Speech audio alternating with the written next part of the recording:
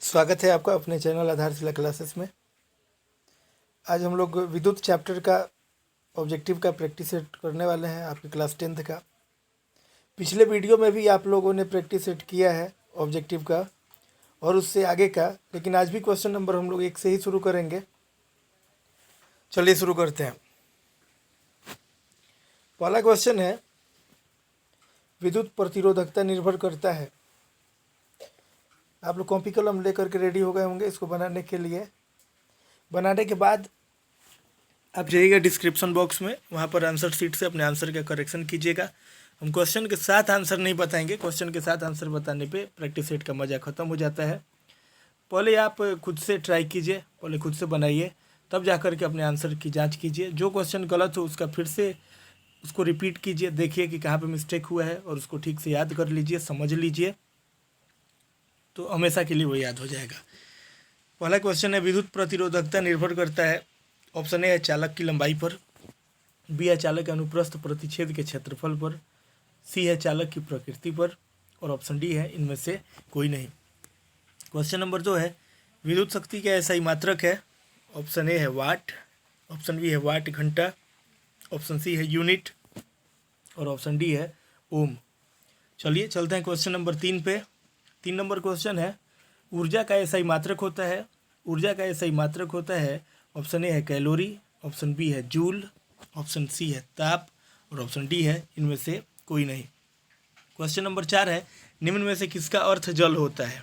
निम्न में से किसका अर्थ जल होता है। ऑप्शन ए है पेट्रो, ऑप्शन बी है हर्बो, ऑप्शन सी नाइट्रो, और ऑप्शन डी है हाइड्रो।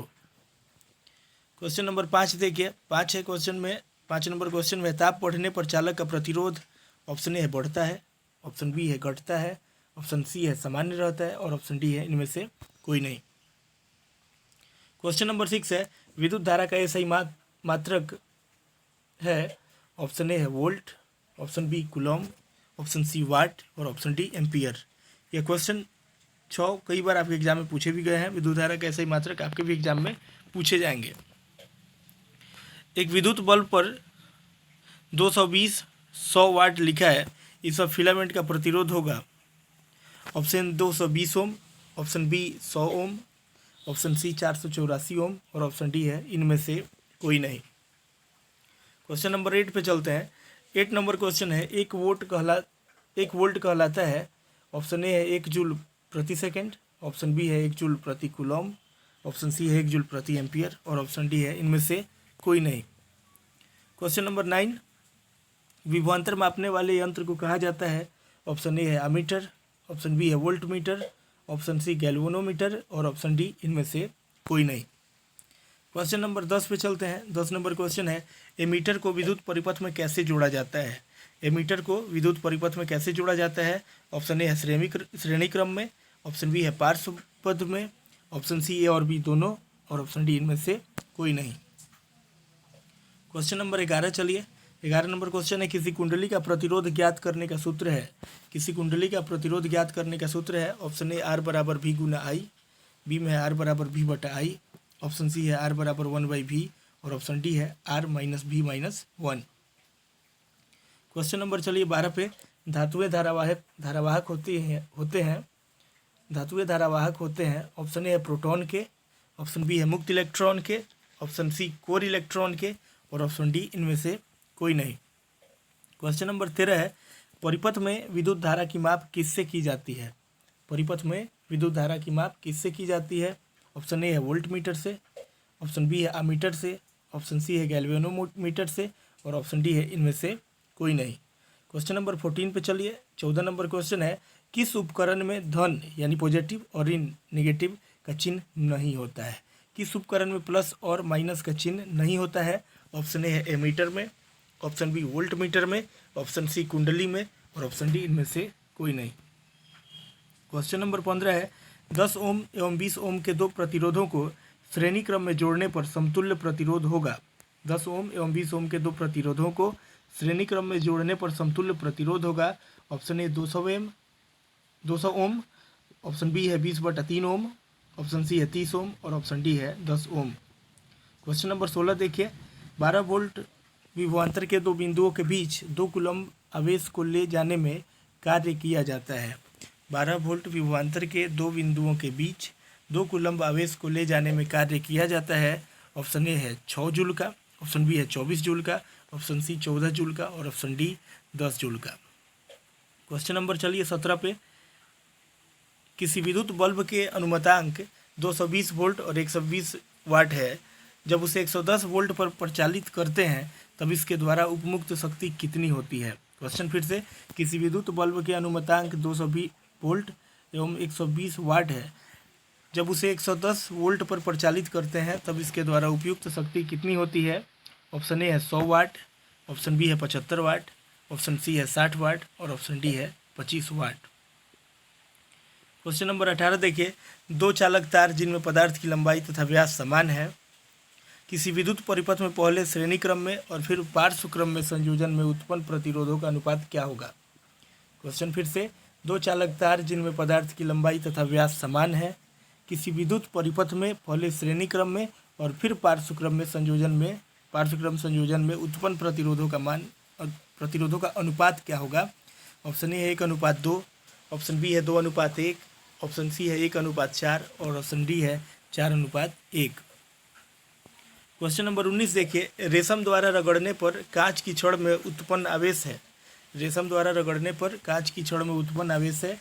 ऑप्शन ए है ऋण आवेश, ऑप्शन बी है धन आवेश, ऑप्शन सी है ए और बी दोनों और ऑप्शन डी है इनमें से कोई नहीं। चलिए चलते हैं 20 नंबर क्वेश्चन पे। ऊन द्वारा एबोनाइट की छड़ को रगड़ने पर एबोनाइट के छड़ पर उत्पन्न होता है। ऊन द्वारा एबोनाइट की छड़ को रगड़ने पर एबोनाइट के छड़ पर उत्पन्न होता है। ऑप्शन ए है ऋण आवेश, ऑप्शन बी है धन आवेश, ऑप्शन सी है कोई आवेश नहीं और ऑप्शन डी है इनमें से कोई नहीं। क्वेश्चन नंबर चलिए 21 पे। 21 नंबर क्वेश्चन है। दो आवेशित वस्तुओं पर लगने वाले बल पर कौन सा नियम लागू होता है? दो आवेशित वस्तुओं पर लगने वाले बल पर कौन सा नियम लागू होता है? ऑप्शन ए है फैराडे का नियम, ऑप्शन बी है एम्पियर का नियम, ऑप्शन सी है कूलॉम का नियम और ऑप्शन डी है ओम का नियम। क्वेश्चन नंबर 22 देखिए। 1 किलोवाट घंटा का व्यवहारिक मात्रक क्या है? 1 किलोवाट घंटा का व्यवहारिक मात्रक क्या है? ऑप्शन ए है यूनिट, ऑप्शन बी वाट, ऑप्शन सी वाट घंटा और ऑप्शन डी जूल प्रति घंटा। क्वेश्चन नंबर 23 देखिए। 23 नंबर क्वेश्चन है। निम्नलिखित में से कौन सा पद विद्युत परिपथ में विद्युत शक्ति को निरूपित नहीं करता है? निम्नलिखित में से कौन सा पद विद्युत परिपथ में विद्युत शक्ति को निरूपित नहीं करता है? ऑप्शन ए है I²R, बी है IR², सी VI और डी है VL²/R। क्वेश्चन नंबर 24 देखिए। बिजली के फ्यूज का तार बना होता है। ऑप्शन ए है टीन का, ऑप्शन बी है तांबे का, ऑप्शन सी तांबे और टीन दोनों का और ऑप्शन डी है इनमें से कोई नहीं। 1 जूल का मान होता है। क्वेश्चन नंबर 25 देखिए। 1 जूल का मान होता है। ऑप्शन ए है 4.18 कैलोरी, ऑप्शन बी है 0.24 कैलोरी, ऑप्शन सी है 0.42 कैलोरी और ऑप्शन डी है इनमें से कोई नहीं। क्वेश्चन नंबर 26 देखिए। बल्ब के तंतुओं के बनाने में टंगस्टन का उपयोग क्यों किया जाता है?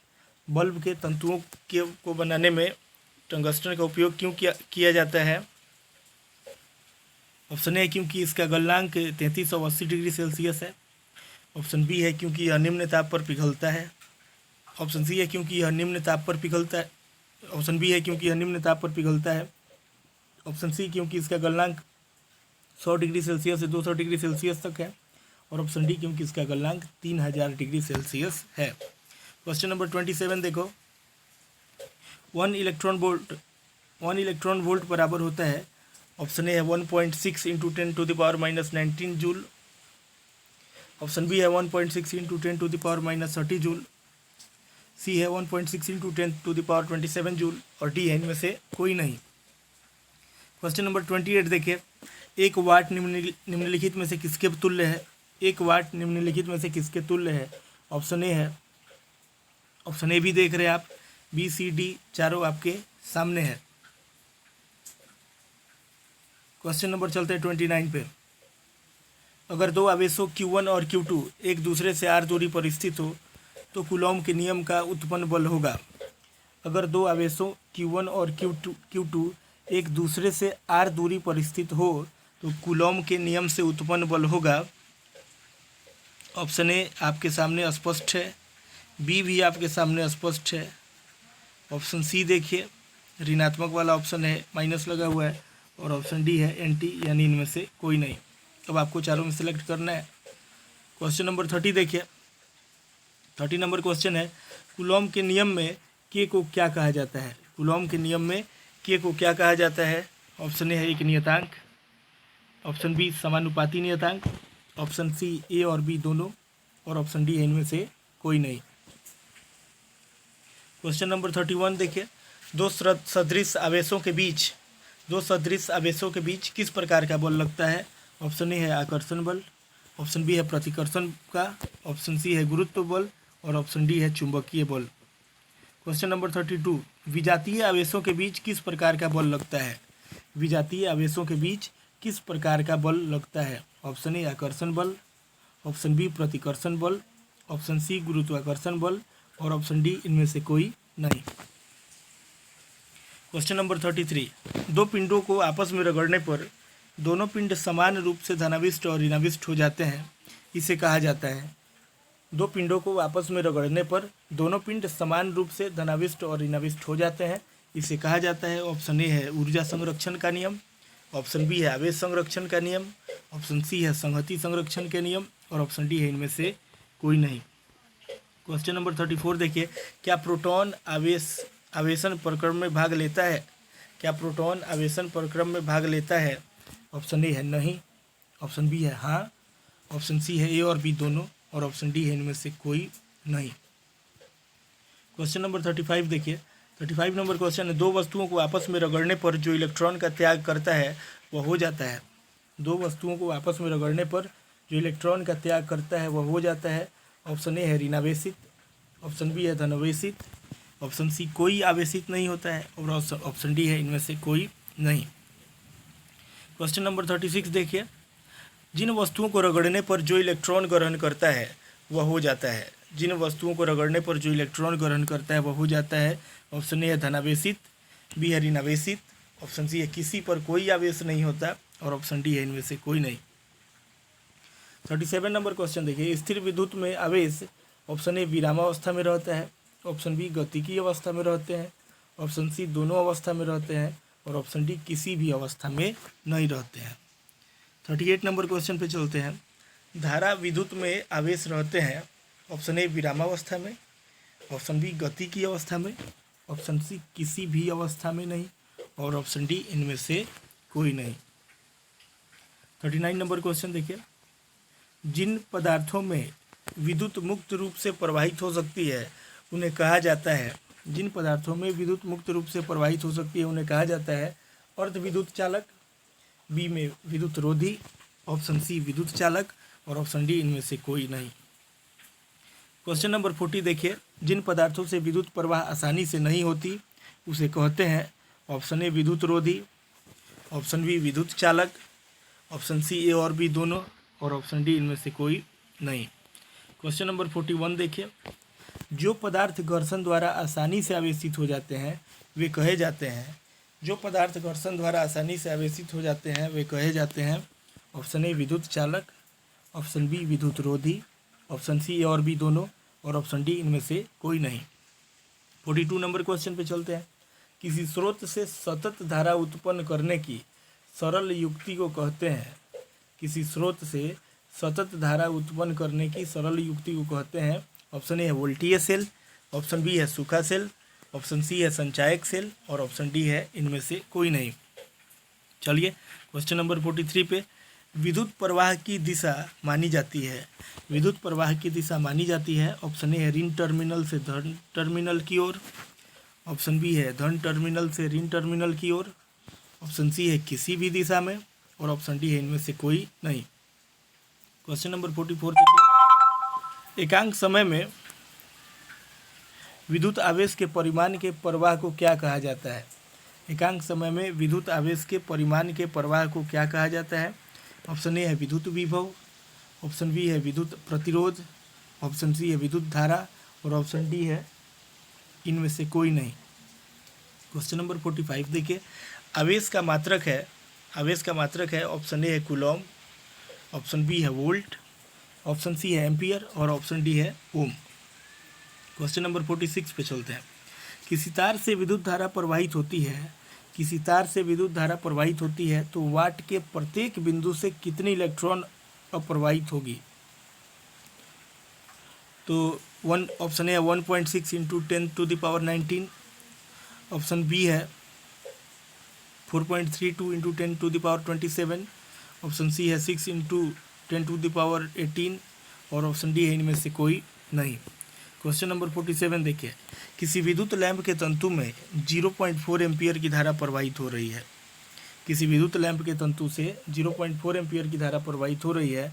अगर लैंप 3 घंटे तक प्रकाश देता है तो प्रवाहित आवेश है option A 4320 coulomb, option B 1.6 गुना 10⁻19 कूलम, ऑप्शन सी 1.4 गुना 10⁻19 कूलम और ऑप्शन डी इनमें से कोई नहीं।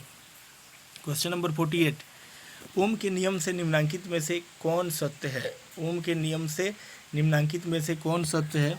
ऑप्शन ए है I बराबर V बटा R, ऑप्शन बी है V बराबर I बटा R, ऑप्शन सी है R बराबर V गुना I और ऑप्शन डी है इनमें से कोई नहीं। 49 नंबर क्वेश्चन देखिए। ओम के नियम में अचर राशि क्या है? ओम के नियम में अचर राशि बताना है आपको।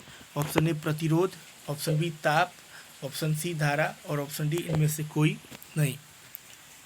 क्वेश्चन नंबर 50 पे चलते हैं। ओम के नियम में विद्युत धारा और विभवांतर के बीच खींचा गया आलेख होता है। ओम के नियम में विद्युत धारा और विभवांतर के बीच खींचा गया आलेख होता है। ऑप्शन ए है सरल रेखा, ऑप्शन बी है वक्र रेखा, ऑप्शन सी है ए और बी दोनों और ऑप्शन डी है इनमें से कोई नहीं। चलिए आज का सेट यहीं पे समाप्त होता है। मिलेंगे फिर अगले सेट में क्वेश्चन नंबर 51 के साथ। पिछले क्वेश्चन में शायद 36 के आसपास आप लोगों ने इस चैप्टर से क्वेश्चन बनाए हैं ऑब्जेक्टिव, आज आपने 50 बनाए। अगले सेट में भी 50 के आसपास आपको क्वेश्चन मिलेंगे। तो ऑब्जेक्टिव का काफ़ी लंबा संग्रह हम लोग का हो जा रहा है। अब तैयारी आपको करनी है, याद आपको रखना है। सेट बनाने के बाद आंसर डिस्क्रिप्शन बॉक्स से जाकर के चेक करें। चेक करने के बाद जितना सही हो उतना कमेंट बॉक्स में ज़रूर बताएं कितना सही हुआ आपका, और जो गलत हो रहा है उसको रिवाइज कर लें और पुनः उसको याद कर लें, दोबारा पढ़ करके उसको ज़रूर याद कर लें। तो फिर मिलेंगे अगले वीडियो में। आज के लिए बस इतना ही। बहुत बहुत धन्यवाद।